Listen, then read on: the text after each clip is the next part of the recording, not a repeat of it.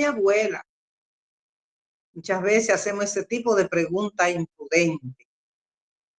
Pero la Biblia nos relata en el capítulo 16 del libro de los Hechos que el apóstol Pablo con su colaborador de él era Silas, visitó la ciudad de Filipo. Fue la primera ciudad de Europa que Pedro visitó, y él se dedicó a la predicación del evangelio en ese lugar. Y muchas personas entregaron su vida a Jesús. Dentro de ese grupo de personas que seguía a Pedro, había una joven que tenía demonio, y tenía un demonio de adivinación. Ella adivinaba el futuro. Nosotros sabemos que Satanás no puede adivinar el futuro. Lo que Satanás sabe del futuro es lo mismo que nosotros sabemos: que Cristo viene a levantar a su iglesia y a condenar a los que no se hayan entregado a él. Pero eso de lo que va a pasar el mes que viene, lo que va a pasar mañana, no. Lo que pasa es que el que busca ese tipo de cosas, como los artistas que no firman un contrato, no hacen un viaje, no hacen nada sin ir donde un astrólogo, una de esas gente que se enriquecen a costa de ellos, hablando mentira, pues Satanás lo utiliza, y para que se confirme lo que se le dijo a la persona, él fabrica ese futuro. Él fabrica eso que él dijo que iba a acontecer. Y por eso es que hay que ser muy cuidadoso con eso.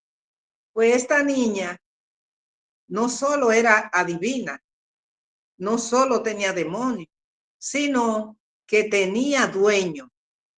Había personas que eran dueños de esa muchachita que estaban enriqueciéndose a costa de lo que ella hacía.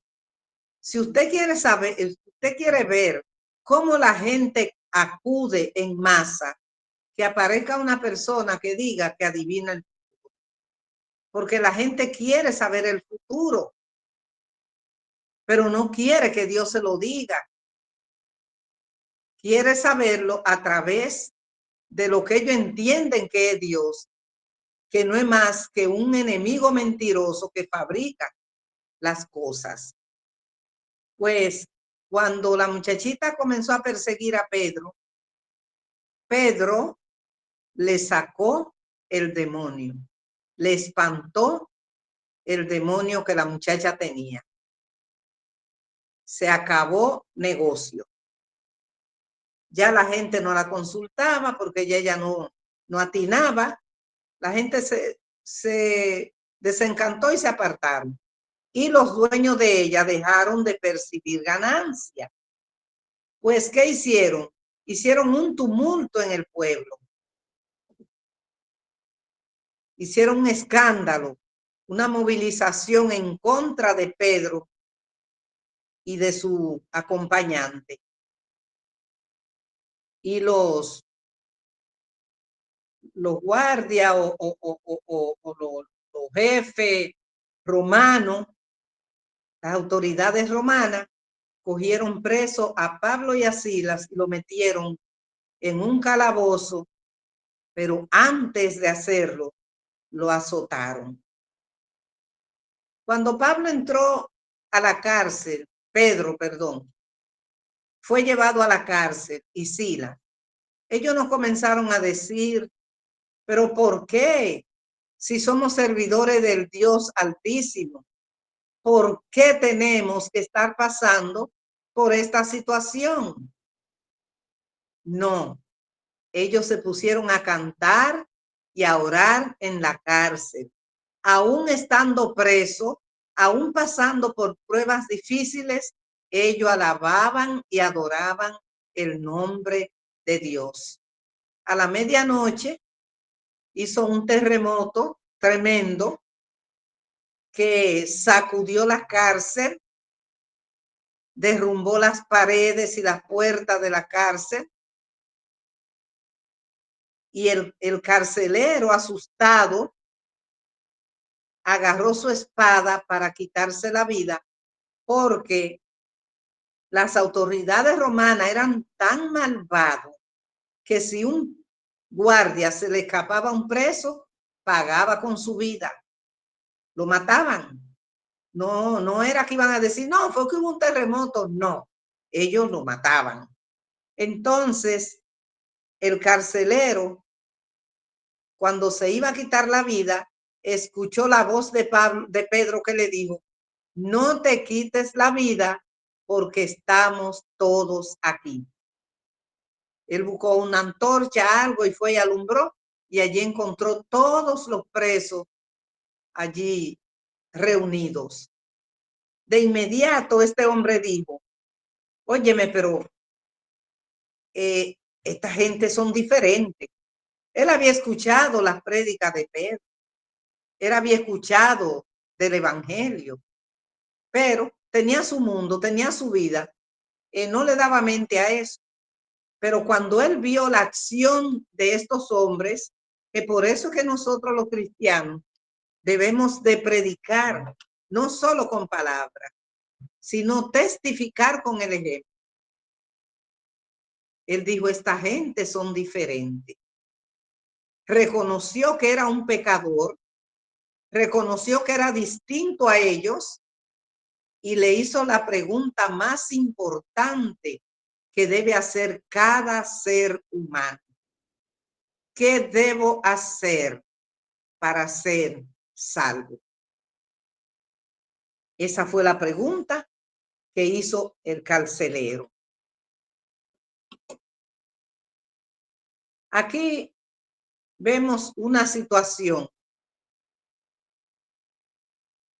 y la situación es que el carcelero fue quien entró en la cárcel a Pedro y a Sila, y a Sila.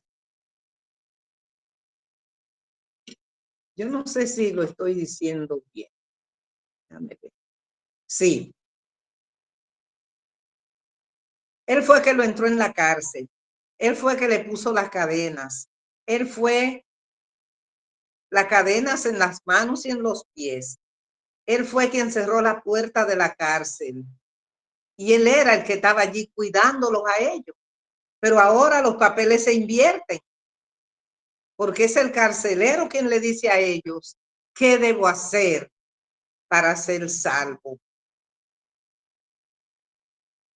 Cuando se hace esa pregunta, mis hermanos, es una pregunta que se hace, y yo diría que con urgencia, por una gran necesidad de Dios.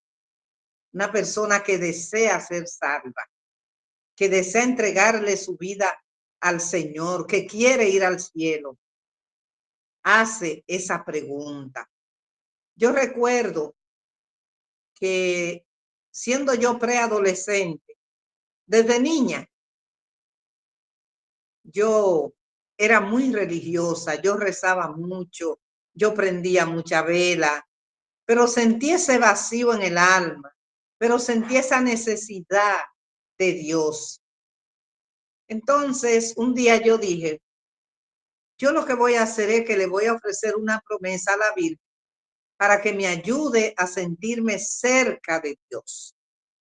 Y así lo hice. Yo dije, cuando yo vaya a cumplir la promesa, le digo a mi papá que me lleve a Higüey, yo sé que él me va a llevar y yo voy a ir. Pero sucede que antes de que yo comprara el vestido de la promesa, el Señor, no María, contestó la oración. Porque el Señor dice que el que a él lo busca, él no lo deja fuera. Y mi papá fue con una invitación y nos mandó para la iglesia 2 kilómetros por carretera, nos dio el permiso de ir. Mi papá era un hombre que nos dejaba ir a los lugares donde iban a hacer lo que le llaman velorio, que nosotras éramos las que cantábamos la salve, o a un baquiní, que es un mortuorio de niños, pero o una última noche, pero con la viejita del barrio más seria. Pero Dios lo tocó, y cuando Dios habla, siempre digo que hasta el diablo obedece. Y papá fue y nos dio la invitación, miren, para que vayan a la iglesia de Higueral a escuchar, aunque sea la palabra de Dios. Nos pusimos felices, porque como no salíamos aparte, y de él salió decirnos que fuéramos, nos pusimos contentas, pero Satanás dijo, no van. Se nos olvidó y nos preparamos para acostarnos. Pero llegaron unos hermanos que vivían mucho más lejos que nosotros de la iglesia. Y fueron y le dijeron a mi papá, que decía su papá y su mamá, que nos dejaran ir a la iglesia. Y cuando papá dijo que vayan, ahí fue que nosotras nos acordamos que él nos había mandado. Y salimos corriendo, nos vestimos y nos fuimos con los muchachos.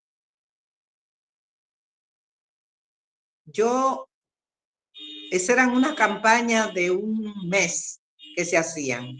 Y ya la tercera noche yo había decidido por Cristo, aunque no me había entregado. Hasta que la cuarta noche yo entregué mi vida al Señor Jesús.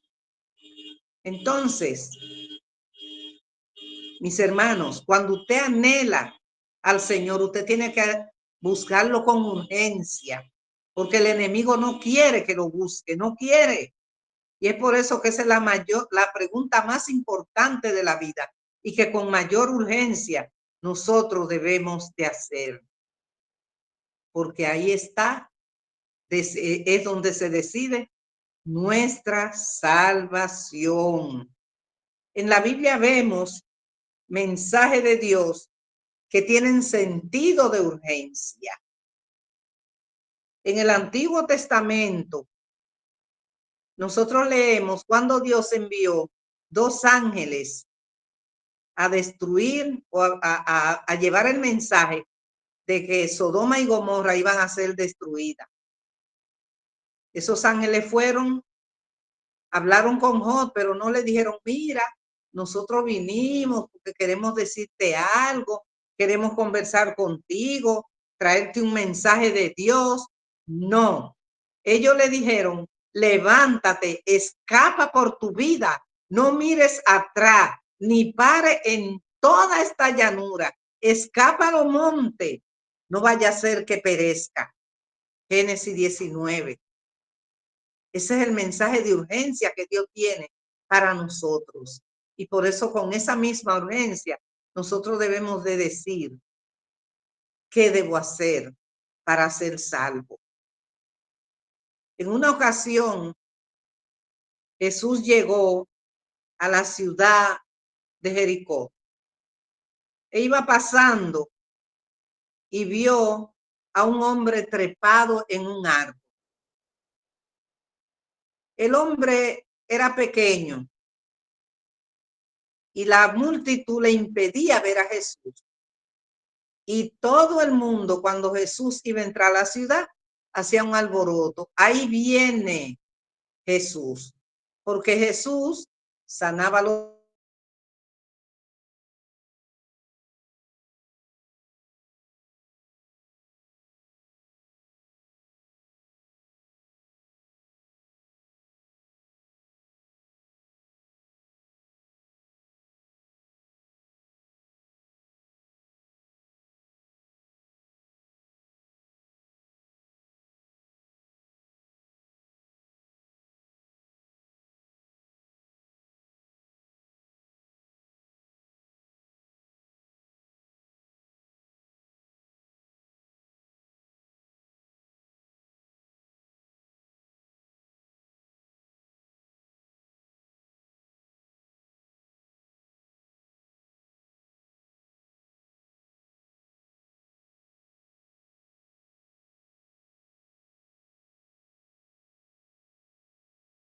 una sola vez y no tener que ir a buscarla escondida. Entonces, él le preguntó a ella que cuánto marido había tenido, que si tenía marido. Y ella le dijo que no, que ella había tenido 5. O él le dijo que 5 maridos ella había tenido, pero que el que tenía ahora no era de ella. Y ahí ella se dio cuenta que Jesús era diferente, que Jesús podía decirle su futuro, que Jesús podía decirle la vida que ella había vivido sin conocerla. Pero ella no se quedó con eso. Ella hizo lo que cada uno de nosotros debe hacer.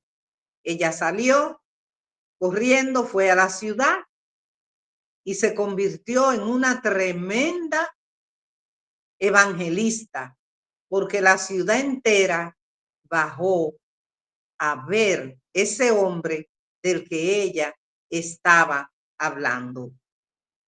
Y cuando se reunieron todos que Jesús le habló del mensaje, mucha gente entregó su vida a Jesús.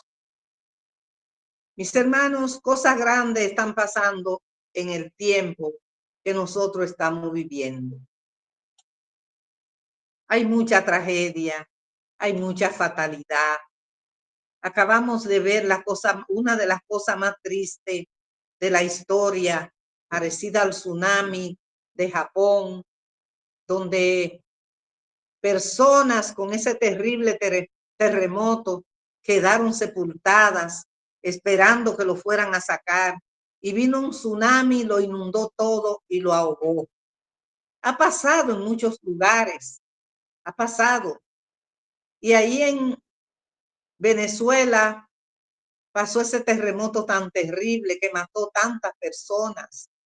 Algunos murieron esperando ser rescatados. Es triste, mis hermanos, es triste. Vemos inundaciones, vemos ciclones cada vez más fuertes, enfermedades, hambre y gobierno indiferente. Y políticos en todos los países llenando el arca y muchas personas muriendo por falta de un tratamiento, por falta de una medicina, por falta de una buena alimentación. Mucha pobreza, mis hermanos, porque Satanás ha poseído el corazón de los gobernantes. La mayoría son corruptos, son abusadores, dictan leyes que vayan en perjuicio de los más pobres, de los más vulnerables de la sociedad. Pero todo esto, un día, Dios le va a poner fin. Y ese día no está muy lejos, mis hermanos. Es hora de que nos hagamos esa pregunta tan importante: ¿qué debo hacer para ser salvo? Porque ya Cristo viene, el Señor está cerca. Y siempre tengo que mencionar al YC que ocurrió aquí en nuestro país, Dominicana.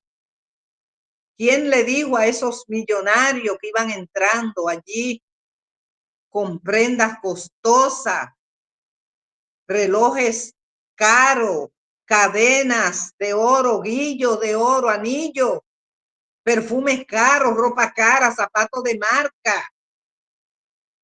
Siempre he dicho que los que murieron pobres allí eran los bartenders y los de la limpieza. Pero cuando esa gente parquearon su carro, último modelo, allí su Rolls Royce, Maserati y otros, y entraron allí que tenían su mesa reservada de por vida algunos, ¿quién le iba a decir a ellos que iba a ser la última noche de su vida? Sin embargo, así fue. Hoy por hoy en nuestro país y en el mundo, pero vamos a hablar desde nosotros, todos los días mueren personas apuñaleadas, baleadas, en accidente, en incendio. De toda forma, la gente está muriendo. Y saben, mis hermanos, ¿qué es lo más triste? Que está muriendo mucha gente sin Cristo en su corazón. Mucha gente se está perdiendo sin necesidad, porque ellos prefieren vivir en el mundo, en los placeres de la carne, delincuente que la policía está matando, muchachitos, 15, 16, 17 años, 19 años, y están perdiendo su vida porque no han vivido, no han crecido en un hogar donde se le hayan moldeado sus caracteres, no se le ha enseñado a temer a Dios, a obedecer a los padres, a respetar la sociedad, a ser un buen ejemplo para la sociedad. No, lo han criado a lo que coja su voz. Y hoy hay muchas madres y padres con el corazón enlutado porque han perdido a sus hijos. Entonces, mis hermanos, Cristo viene pronto.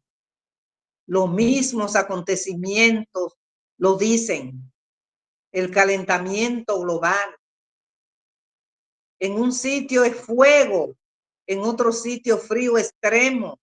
Ahora mismo en España habían unos incendios que afectó a Portugal y a otra ciudad, no recuerdo cómo se llama.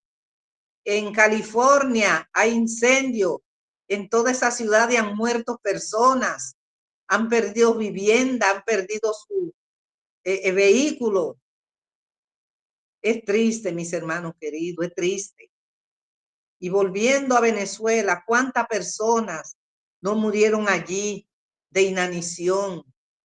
Allí en la oscuridad sepultado, esperando que lo fueran a rescatar. Y como el rescate no pudo llegar a tiempo, murieron. Pero quizás muchos de ellos, allí en su agonía, en su angustia, le entregaran su vida al Señor. Me enviaron un día de esto un video que es una fábula. Y esa fábula tenía una gran enseñanza. Presentaba una granja con una familia, con muchos animales de corral, muchos animales, muchas aves, muchos frutos, una cosa preciosa, maravillosa. Y se le apareció un ángel. Y el ángel le dijo, corran por su vida, porque viene una inundación. De inmediato ellos salieron al villorrio, podríamos decir, era como una villa, un pueblo pequeño, con una calle central única. Y allí la gente se reunían en la cantina a tomar, a hacer cuentos, se sentaban en la acera debajo de los árboles. Y allí estaba eso lleno de personas.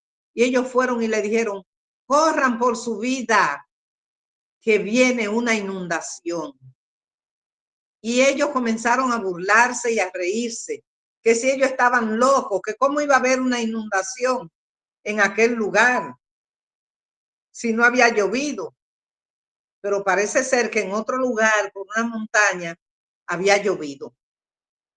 Y él se fue a su casa, cogió algunos utensilios y comestible, agua, lo montó en una cama como de esos motores que vienen como una camionetica detrás, una cama de camioneta.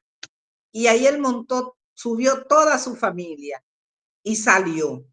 Y cuando él iba corriendo en su motorcito con su familia, la gente se reían y le decían, cuidado si se mojan, cuidado si se ahogan. Y se reían y se burlaban. Y cuando ellos iban retirados de allá de la altura de la montaña, bajó un aluvión de lodo, piedra, agua y rocas tremendas y sepultó la ciudad. Mis hermanos, El Señor nunca hace nada, aunque eso sea una fábula. Dios nunca hace nada sin antes avisar. Y el Señor está avisándole al hombre que el mundo va a tener un fin y que va a ser muy pronto. Tenemos la historia del joven rico. El joven rico fue y se acercó a Jesús y le dijo, ¿qué debo hacer? Hizo la pregunta más importante de la vida. ¿Qué debo hacer para tener la vida eterna? Jesús le dijo que guardara los mandamientos y él le dijo, todo eso lo he hecho desde mi juventud, ¿qué más me falta? Él era un buen judío, guardador de la ley, y él esperaba que Jesús le dijera, no te falta nada, tú estás correcto, tú estás bien, no hay problema contigo. Pero ¿qué sucede? Él era guardador de la ley, pero le faltaba el amor y era egoísta. Y Jesús le dijo, vende lo que tiene, dalo a los pobres y ven, sígueme. Y ahí es donde se tranca el juego, en la palabrita, ven, sígueme. Porque cuando se le dice a las personas, que sigan a Jesús, se le está diciendo que automáticamente tienen que renunciar a muchas cosas que ellos aman. Y por eso el joven rico se sintió triste, porque era muy rico y su Dios era la riqueza. Ahora yo le pregunto, hoy por hoy, ¿dónde está la riqueza del joven rico? Ni siquiera el cadáver del joven rico está en una tumba, porque la palabra de Dios dice que del polvo viniste y al polvo volverá. Y el tiempo que tiene el joven rico de muerto, ya hace tiempo que fue polvo y ese polvo se esparció. Qué triste cuando nosotros hacemos elecciones malas. Otro hombre que era bien importante, guardador de la ley, maestro de la ley, fue Nicodemo.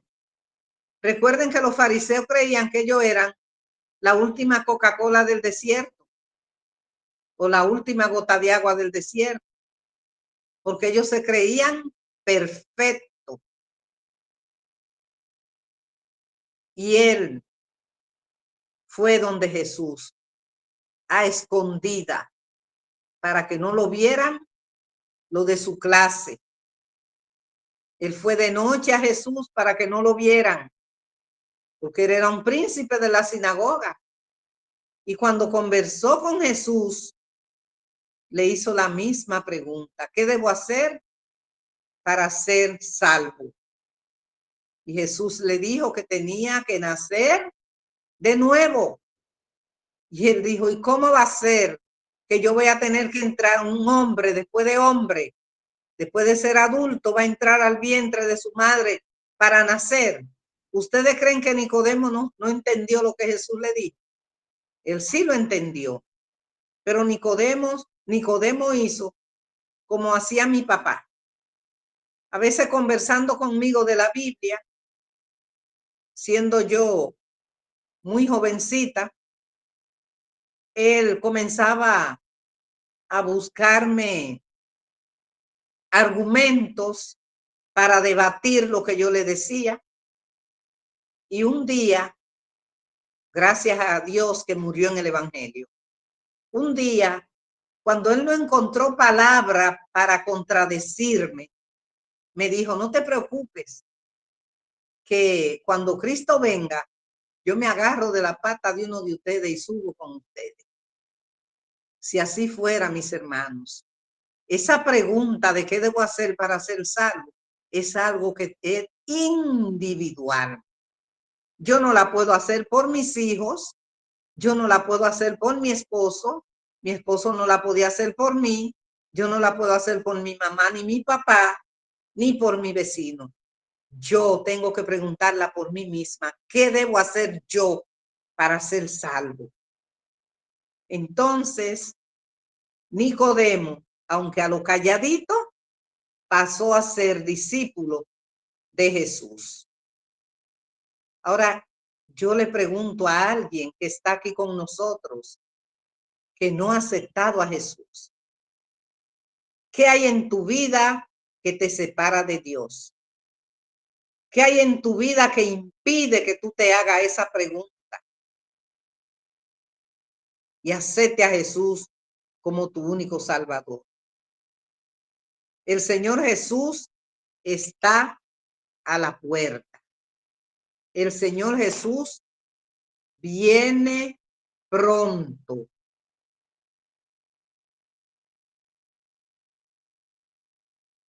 Deja ver si encuentro. Dice el apóstol Pedro en el libro de los Hechos, y en ningún otro hay salvación. Dice, y en ningún otro hay salvación, porque no hay otro nombre debajo del cielo dado a los hombres en que podamos ser salvos. Oh, mi hermano querido, ¿cuándo tú vas a hacer esa pregunta y te va a bautizar? Yo tengo 61 años que me hice esa pregunta y entregué mi vida a Jesús. Hace 61 años que yo camino con el Señor. Muchas pruebas, muchos dolores, muchas lágrimas, mucho sufrimiento, pero el Señor nunca se ha apartado de mi lado. ¿Cuándo tú le vas a hacer esa pregunta al Señor? Dice el libro de los Hechos 2:38, arrepentíos y bautícese cada uno de vosotros para perdón de los pecados, y ahí mismo recibirá el don del Espíritu Santo que te capacitará para ser heredero de las mansiones celestiales. ¿Por qué hay que perderse, mis hermanos? ¿Por qué? Si ya hay una salvación garantizada que costó tan alto precio, la sangre del unigénito Hijo de Dios, que nos amó tanto y tanto, que vino a este mundo a humillarse, a que lo ultrajara el enemigo, lo maltratara, lo pusiera desnudo delante de la gente, lo abofetearan, lo escupieran, para él darnos la garantía de la vida eterna. Busquemos de él, mis hermanos queridos, porque él está con los brazos abiertos, esperando que nosotros vayamos para recibirnos, no para ver tu pasado. A él no le importa tu pasado. Tú puedes haber sido lo más perverso que hay en la vida, un asesino, un criminal, un adúltero, lo que sea. A él lo que le interesa es que venga a él y él te va a recibir y va a tirar tu pasado oscuro allá en la fosa mariana, que es donde se ha descubierto que son las profundidades más grandes del océano. Ahí la va a tirar. Y una cosa se va a olvidar de eso y va a comenzar a verte como lo que tú vas a hacer a partir de allí. Y por ende te va a dar la vida eterna. Así es que Dios le bendiga, mis hermanos queridos, y nos ayude a prepararnos para ese gran momento, para ese gran día que no está lejos, para ese día donde veremos a Jesús venir en gloria. Y ojalá todos los que estamos aquí y todas aquella gente con la que compartimos el mensaje puedan decir, he aquí nuestro Dios, le hemos esperado y él nos salvará. Así que Dios le bendiga, mis hermanos, y que tengan una feliz noche. Vamos a estar en posición de oración.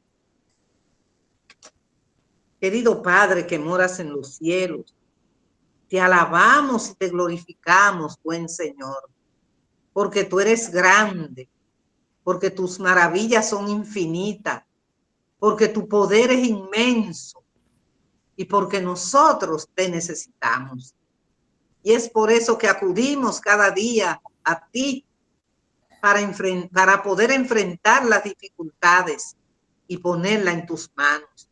Aquellas cosas que para nosotros son imposibles, las ponemos ante el altar del Dios de lo imposible, de ese Dios de amor que está a nuestro lado. Porque por grande que sean los problemas y las dificultades, nuestro Padre Celestial está a nuestro lado.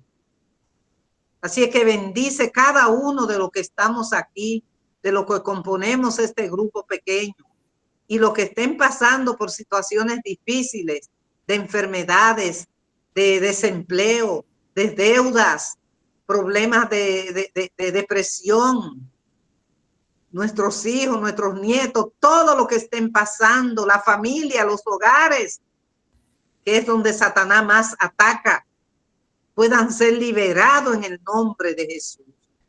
Quédate con cada uno de nosotros, mi Señor. Llénanos de tu presencia. Toca nuestros corazones. Llénalo de ti y aumenta nuestra fe. Muchas gracias, Señor, en los méritos santos de Jesús. Amén.